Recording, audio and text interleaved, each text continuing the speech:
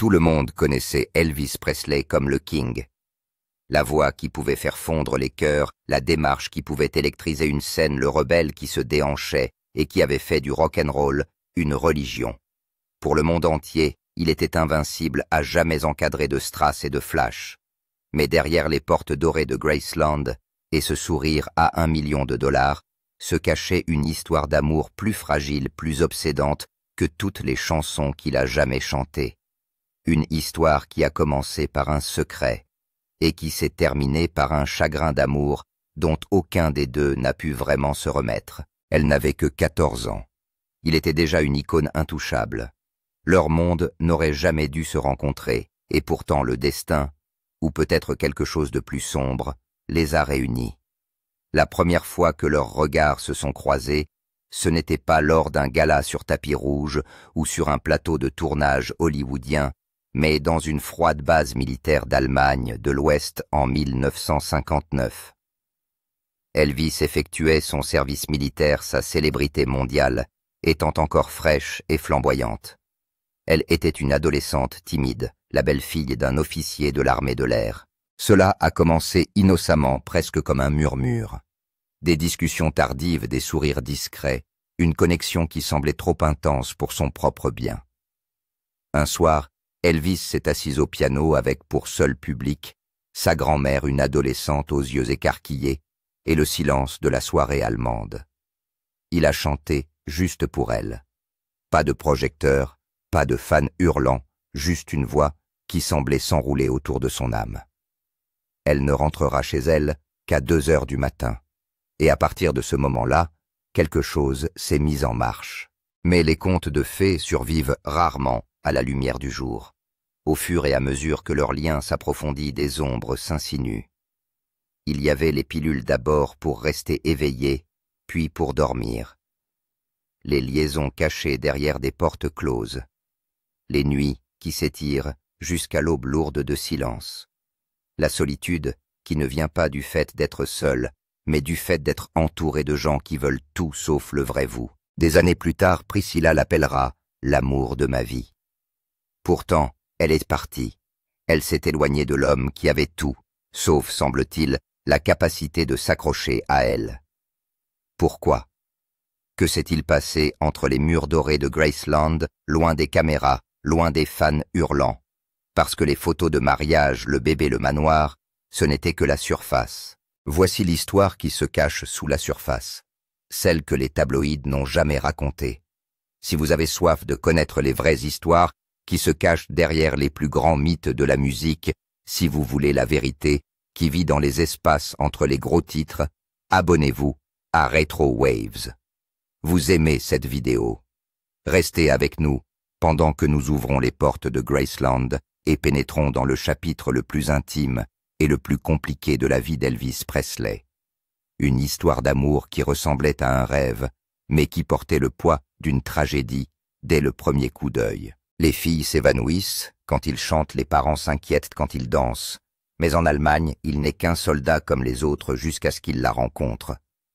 Priscilla Beaulieu vient d'avoir 14 ans, et son père, stationné sur la même base, a déménagé la famille à l'étranger. Elle ne s'attendait pas à rencontrer quelqu'un, et encore moins Elvis Presley. Ils ont été présentés par un ami commun de la base. Priscilla était nerveuse. Elle pensait qu'il ne la remarquerait même pas. Mais il l'a remarqué. Ce soir-là, Elvis lui a donné une sérénade au piano. Il l'a fait rire. Il lui a présenté sa grand-mère. Lorsqu'elle est enfin rentrée chez elle, ses parents étaient furieux. Elle tombait déjà amoureuse de lui. Et lui, il l'a rappelé quelques jours plus tard. Ce que personne ne réalise, surtout pas, Priscilla, c'est qu'elle n'est pas la seule femme dans la vie d'Elvis à cette époque. Le biographe Peter Guralnick confirme qu'Elvis avait déjà une relation avec une Allemande de 19 ans, Elisabeth Stefaniak. Elle vivait avec lui, partageait son lit, dormait à ses côtés presque toutes les nuits. Et pourtant, il a poursuivi Priscilla. Était-ce innocent? Était-ce un engouement? Ou Elvis était-il déjà en train de construire quelque chose qu'il ne pouvait pas contrôler? La réponse n'arrivera pas avant des années, car alors que Priscilla pensait entrer dans une histoire d'amour, elle marchait dans une tempête. Leur histoire d'amour s'est déroulée lentement, puis d'un seul coup. Malgré son âge, Priscilla fait partie intégrante de la vie d'Elvis pendant son séjour en Allemagne. Mais même s'il s'est rapproché d'elle, il a gardé Elisabeth Stefaniak à proximité. Selon cette dernière, Elvis n'a jamais eu de rapport sexuel complet avec elle. Il craignait une grossesse. Mais ils ont fait tout le reste tous les soirs jusqu'à ce qu'il passe de plus en plus de temps avec Priscilla. La jalousie entre les deux femmes couvait sous la surface. Stefaniak admettra plus tard qu'elle s'est sentie suspendue à un fil regardant Elvis se consacrer à une fille de 5 ans plus jeune qu'elle. Au moment où Elvis est retourné aux US en 1960, il avait promis à Priscilla de rester en contact. Et il a tenu sa promesse. Les lettres se transforment en appels téléphoniques qui se transforment en visites. En 1962, Priscilla a 17 ans et convainc ses parents de la laisser rendre visite à Elvis à Los Angeles. Ce qui s'est passé ensuite a soulevé de nouvelles questions. Car si Priscilla a toujours été dépeinte comme une adolescente aux yeux grands ouverts emportée par la célébrité, ce voyage l'a laissée groggy confuse et sous influence. Selon la biographie de Guralnick Careless Love, lors de cette visite de Noël Elvis, a donné à Priscilla 2 grosses pilules rouges pour l'aider à se détendre. Elle a fini par dormir pendant 2 jours et ce n'était pas la première fois. Cet été-là, lors d'un voyage à Las Vegas, Elvis l'a initiée aux amphétamines et aux somnifères, substances dont il était déjà dépendant depuis son passage dans l'armée. Ces questions la hanteront pendant des décennies, et bientôt, elle abandonnera tout pour être avec lui.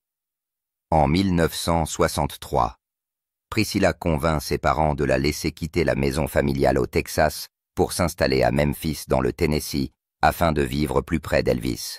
Elle n'avait que 17 ans. La condition était qu'elle termine le lycée et elle a donc emménagé chez le père d'Elvis Vernon Presley et sa belle-mère à quelques pas de Graceland.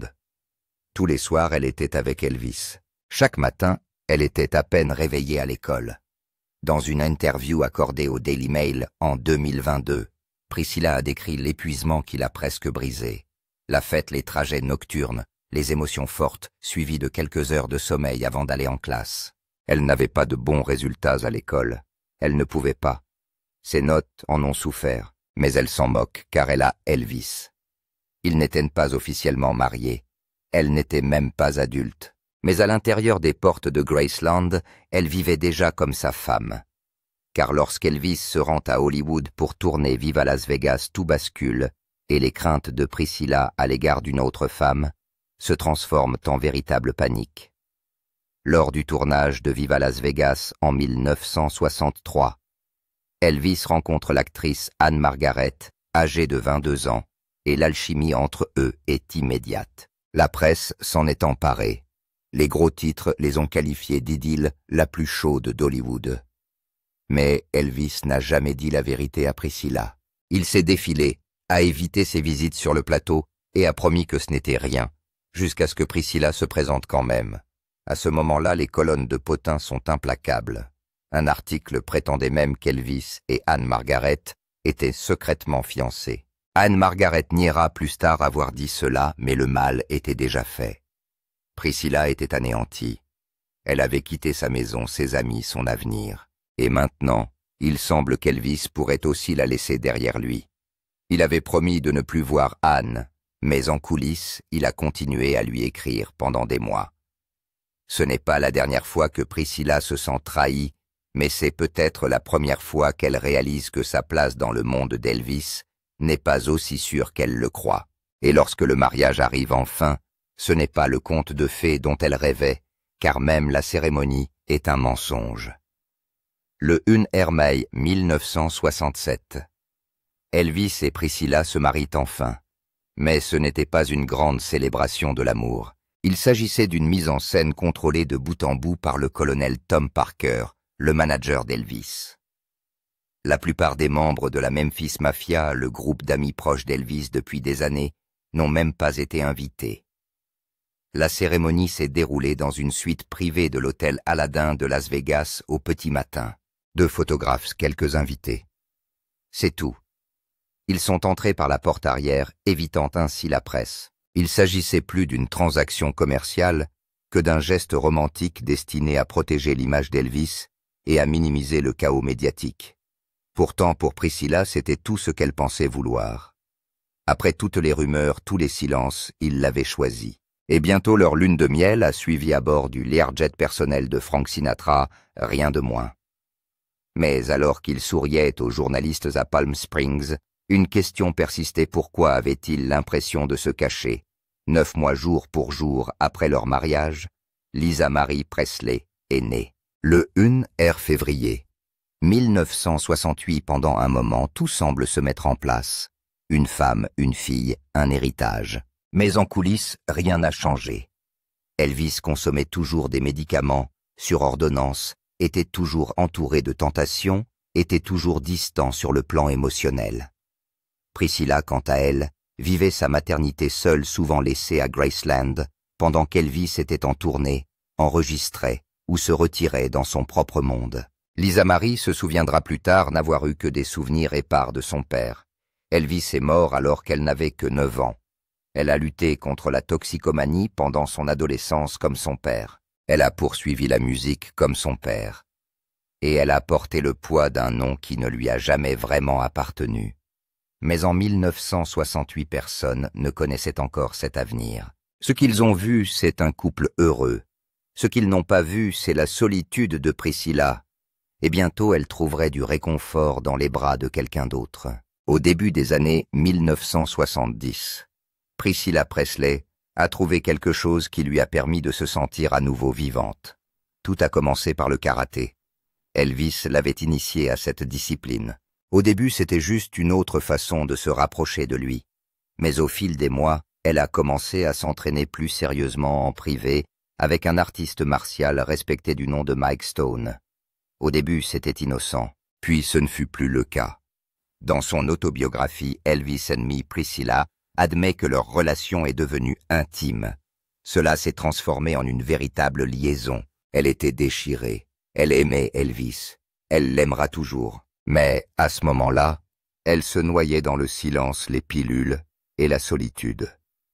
Leur mariage était devenu une séance de photos. Une performance. Quelque chose à protéger, pas à nourrir. Elle n'était plus la fille à qui il chantait au piano. Et elle ne pouvait plus ignorer le mal qui l'habitait. Un jour, elle est partie, et cette fois, c'était pour de bon. Leur divorce officiel a été prononcé le 9 octobre 1973. C'était silencieux, douloureux et étrangement tendre. À cette époque, Elvis commence à sortir avec Linda Thompson. La presse était déjà passée à autre chose. Mais dans la salle d'audience, Elvis n'était pas le roi. C'était un homme qui s'effilochait. Les témoins disent qu'il a pleuré. Et dans un moment qui a choqué même le juge, Priscilla lui a tendu la main, le réconfortant lors de la déclaration légale finale de la fin de leur amour. Ils se mettent d'accord sur la garde conjointe de Lisa Marie. Elvis verse à Priscilla une somme forfaitaire de $100 000 et une pension alimentaire mensuelle de $1 500. Mais l'argent n'était pas la question. L'important, c'était ça. Même à la fin, il y avait de l'amour, mais pas assez pour les sauver. Lors d'interviews, Priscilla dira plus tard qu'il était l'amour de ma vie. Mais elle s'interrompait ensuite pour dire qu'elle devait découvrir ce qu'était la vie en dehors de son monde, et c'est ce qu'il n'a jamais pu faire. Dans les années qui suivent leur divorce, Elvis et Priscilla se voient rarement. Mais ils se parlaient tranquillement en privé au téléphone. Il n'y avait pas de caméra, pas de communiqué de presse, juste des souvenirs et de la culpabilité. Selon des témoignages vérifiés de Priscilla et d'amis proches, Elvis a profondément souffert de la perte de sa femme. Non seulement d'une femme, mais de la seule personne qu'il avait connue, avant que le mythe ne l'engloutisse tout entier. Il lui a dit un jour « Je ne sais pas si j'ai jamais été fait pour le mariage. » Et Priscilla était d'accord. Non pas parce qu'il ne l'aimait pas, mais parce qu'Elvis Presley appartenait au monde avant même d'appartenir à quelqu'un d'autre. Leurs dernières conversations ont été chaleureuses, douces, mais remplies de mots non exprimés. Lors d'un de ses derniers appels, Elvis lui a demandé si elle était heureuse, si elle avait la paix. Priscilla lui a répondu que oui, Mais plus tard dans des interviews, elle a admis qu'une partie d'elle était toujours avec lui. À la mort d'Elvis en 1977, elle est dévastée, mais pas surprise. Les années de troubles émotionnels, la dépendance aux médicaments, l'insomnie, les chagrins d'amour, tout cela menait ici. Elle a emmené Lisa Marie à Graceland pour les funérailles. Et tandis que le monde pleurait, un roi, elle pleurait l'homme. Ce n'est pas l'icône de la scène, mais le garçon au sourire tordu qui lui chantait des berceuses à 2 heures du matin. Monsieur le garçon qui ne pouvait pas dormir sans pilule, l'homme qui pouvait faire en sorte que des millions de personnes se sentent aimées, mais qui souvent ne le sentait pas lui-même. Et elle n'a jamais dit à personne ce qu'il avait dit exactement lors de leur dernier appel. Elle pensait que certaines choses devaient rester entre eux. Quelle était donc leur histoire? Un récit édifiant, une tragédie. Un rêve qui s'est effondré sous son propre poids, peut-être tout cela à la fois. Mais peut-être était-ce simplement l'histoire de 2 personnes qui se sont aimées du mieux qu'elles ont pu à l'intérieur d'une machine qui les empêchait de respirer. Priscilla Presley n'a jamais été une simple note de bas de page dans la biographie d'Elvis. Elle a été un chapitre auquel il revenait sans cesse, même après la fin de la guerre. Elle a contribué à préserver son héritage. Elle l'a aidé à élever sa fille, et elle n'a jamais parlé avec amertume, même après toutes les liaisons, même après les pilules, même après avoir été laissée seule pendant des semaines, alors qu'il chassait des fantômes à Las Vegas et en tournée. Elle disait toujours qu'il était l'amour de ma vie. Et c'est peut-être là le type d'amour le plus difficile, celui qui n'était pas censé durer, mais qui ne vous quitte jamais vraiment. Leur mariage a commencé dans le secret, s'est transformé en spectacle et s'est terminé dans le silence. Mais pendant tout ce temps, la vérité est restée cachée derrière les rideaux de velours de Graceland. Car derrière chaque légende se cache une histoire que personne ne veut raconter jusqu'à aujourd'hui. Si cette histoire vous a ému, partagez-la. Commentez ci-dessous. Elvis était-il destiné à se marier ou la célébrité allait-elle toujours l'emporter? Abonnez-vous à Retro Waves pour découvrir d'autres légendes inédites de véritables déchirements.